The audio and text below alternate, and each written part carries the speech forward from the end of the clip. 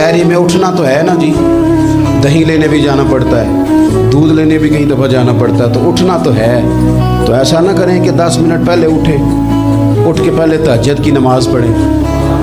वो नमाज जिसके बारे में मेरे नबी पाक अलैहिस्सलाम ने फरमाया, जब बंदा तहज्जुद के लिए खड़ा होता है तो रब उसे देख के मुस्कुराता है जो उसकी शान के लायक। बाकी नमाज़ों पे सवाब हो रहा है, तहज्जुद के वक़्त अल्लाह मुस्कुरा रहा है। और हुजूर फरमाते हैं अगर जवान आदमी तहज्जुद के लिए उठे तो रब फरिश्तों के सामने फ़ख्र फरमाता है।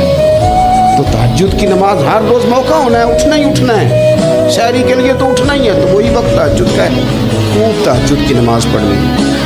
एक चीज़ आपने ना पूरा रमज़ान इस्तेमाल नहीं करनी, वो गुस्सा है। सारे रोज़े ना, यानी बिल्कुल ऐन इफ्तारी के वक़्त भी तो बंदा गलत बात बर्दाश्त, कौन सी बात करनी होती है, सही कि गलत है?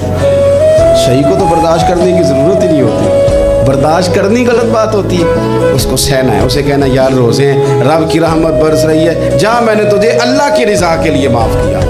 और ज़हन में हदीस रखनी है कि हुजूर ने फरमाया तो रब के बंदों को माफ़ कर, अल्लाह तुझे माफ़ फरमाएगा।